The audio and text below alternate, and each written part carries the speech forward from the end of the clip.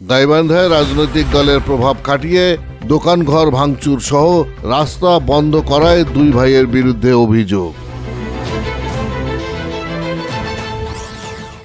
আসসালামু আলাইকুম। এমকে টেলিভিশনের পক্ষ থেকে সবাইকে আন্তরিক শুভেচ্ছা জানাচ্ছি। আমি ইফতেখার।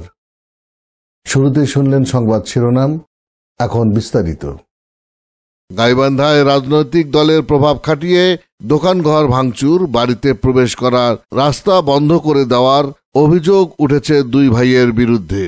জানা যায়, সদর উপজেলার দক্ষিণ গিদারি গ্রামের মৃত পরশ উদ্দিনের ছেলে সবুজ মিয়ার দখল ও ক্রয়কৃত জমিতে দোকানঘর তুলে কয়েক বছর আগ থেকেই ব্যবসা করে জীবিকা নির্বাহ করছেন।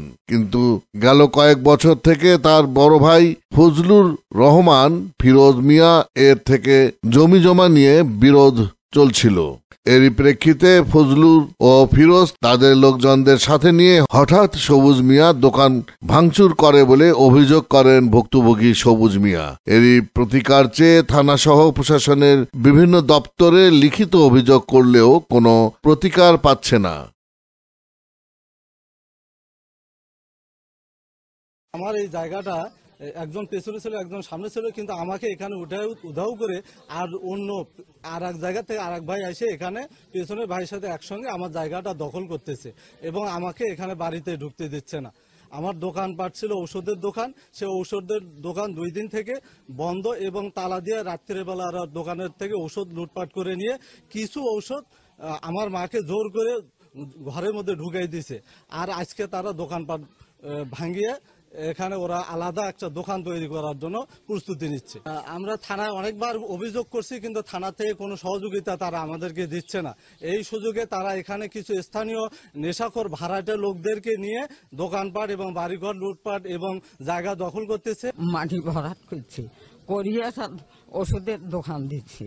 সেই দোকান এখন ওরা দখল দিয়ে এখন রাস্তার ধারে চায় দোকান ওষুধ টষুধ বাড়ি করে দিয়ে আজ দোকান ভাঙা ছিঁড়ে করে নিচ্ছে। আমার মা বেটা বাড়ি ঢুকতে দিচ্ছে না। দোকানটার বিষয় হচ্ছে যে ওদের জায়গা, ওটা আমার জায়গা আছে, ওটা ঘর উঠার লাগবে। আমার সন্তান বিয়ে করাছি, আমার ঘরের প্রয়োজন, ওর জায়গা ও যাবে, আমারটা আমি থাকবো, এটাই সিদ্ধান্ত হয়েছে। তোকে ঘর ভাঙিয়ে নিয়ে যাও, তো দোকানটা তোমার জায়গা তোলো।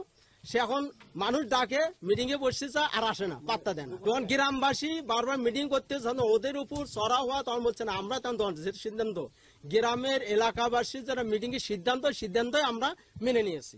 আমরা নিজেরাই কিছু করি। সিদ্ধান্ত হলো যে ঘরটা ওদের জায়গায় উঠাবে। হ্যাঁ, দোকানটা তাই ওখান থেকে ওর জায়গায় তুলে দেওয়া হবে।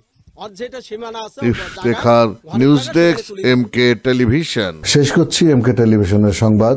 এতক্ষণ আপনারা আমাদের সাথে থাকার জন্য অসংখ্য ধন্যবাদ।